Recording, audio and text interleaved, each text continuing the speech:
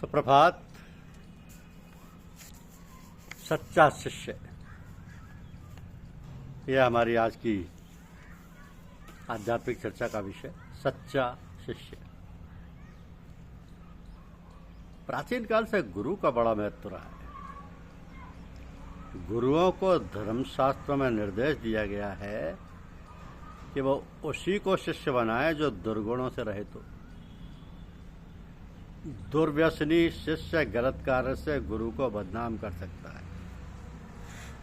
अरब देश के एक राज्य का अधिकारी सेवानिवृत्त होने के बाद गृहस्थ का प्रपंच त्याग कर फकीर बनने के लिए घर से निकला। सूफी जुनैद के उपदेश का उस पर बहुत प्रभाव पड़ा। उसने उन्हें अपना परिचय देने के बाद कहा कि आप मुझे अपना शिष्य बना लें। संत जुनैद सभी को शिष्य नहीं बनाते थे। उन्होंने कहा, शिष्य बनने के लिए मेरी शर्तें माननी होंगी। शर्त पूछने पर जुनैद ने कहा, 1 वर्ष एक एकांत में रहकर 1 वर्ष तक एकांत में रहकर संयम का अभ्यास करो, तब मेरे पास आना। उस अधिकारी ने 1 वर्ष तक एकांतवास किया और इंद्रियों पर संयम का अभ्यास किया।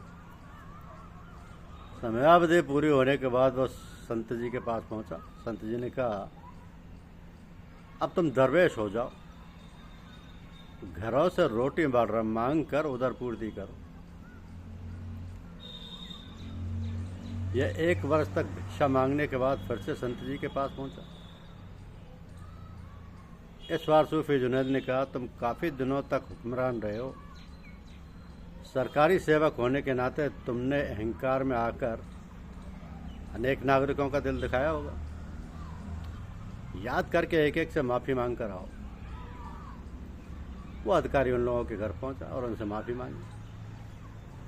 इस बार वो लौटा तो सूफी जुनैद ने कहा, संयमी बनने के साथ साथ अब तुम तमाम पापों से मुक्त हो गए हो। आज से तुम मेरे शिष्य हो।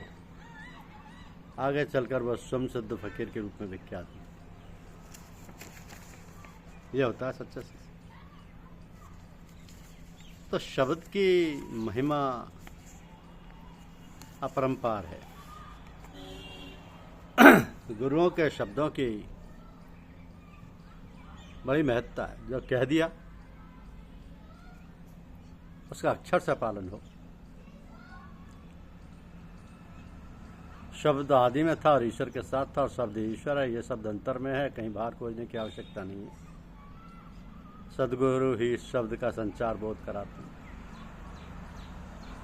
परमेश्वर ने आदि में सर्वप्रथम नाद यानी शब्द को ही प्रकट किया, और यही सृष्टि का मूल कारण हुआ तथा इसका लोप सृष्टि का लोप है।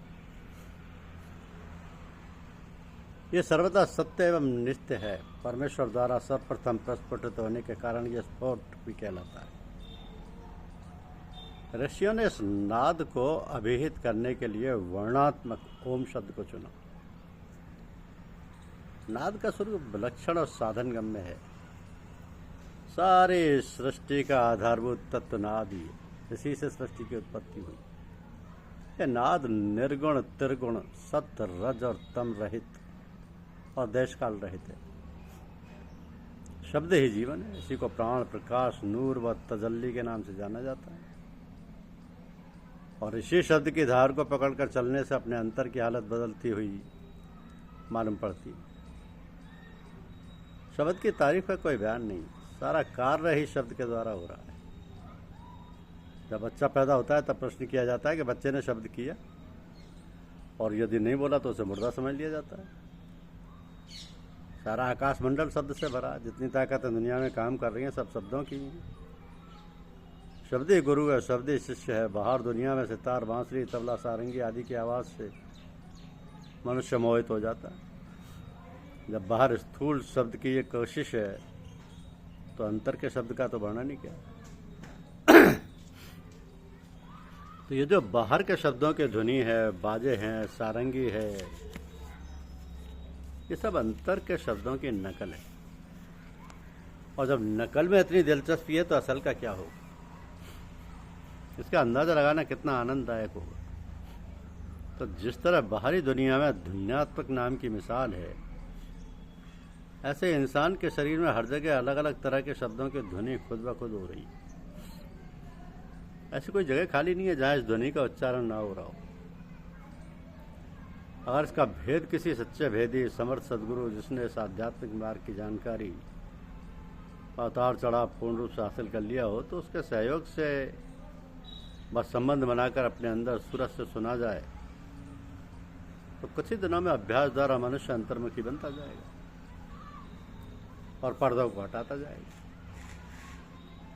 अंत में एक न एक दिन मालिक का दर्शन अपने अंदर कर सकेगा। शब्द की यही महिमा है।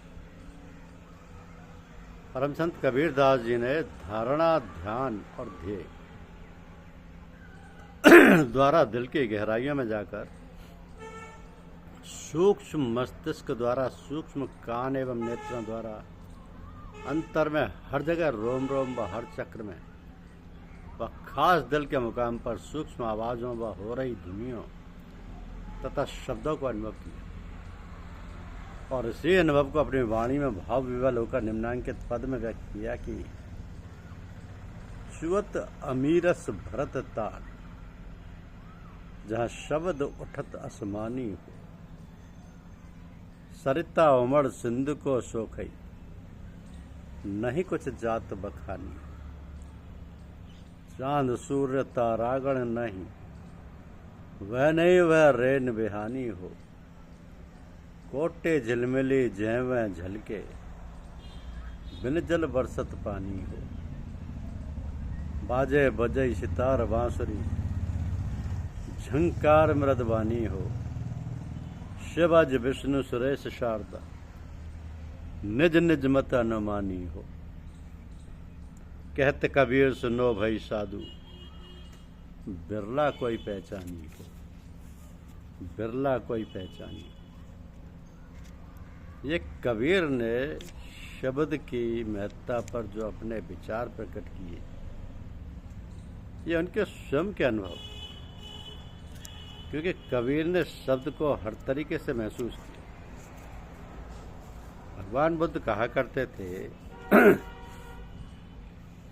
तो भिक्षु को सबसे पहले स्वाद का त्याग करना चाहिए।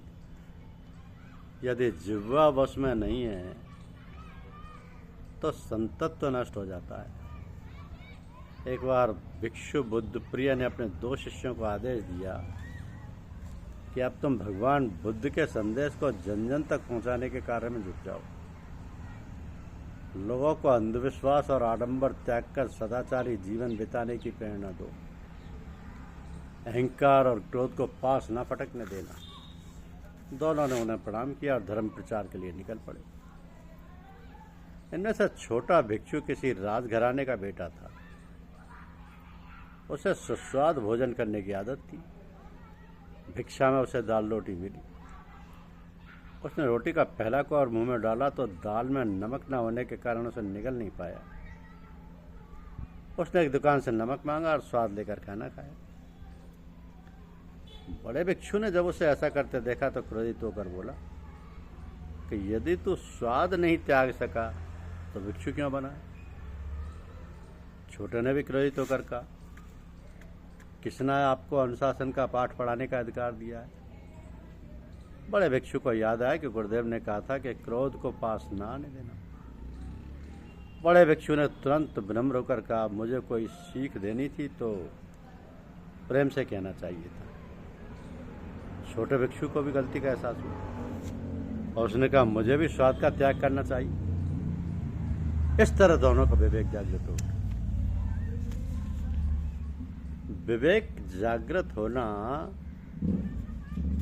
समय परिस्थितियों पर भी निर्भर करता है, क्योंकि साधक को सुख की कामना, सुख की स्पृहा, सुख का भोग, इन तीनों का त्याग कर देना चाहिए।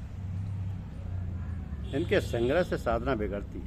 सुख की कामना ही सारे अनर्थों की जड़ है। पर जो दूसरों को दुख देकर धन संग्रह कर सुख भोगना चाहता है, उसके समान मूर्ख और कोई नहीं, क्योंकि वह तो अपने आप अपना भारी आहित कर ले। धन्यवाद।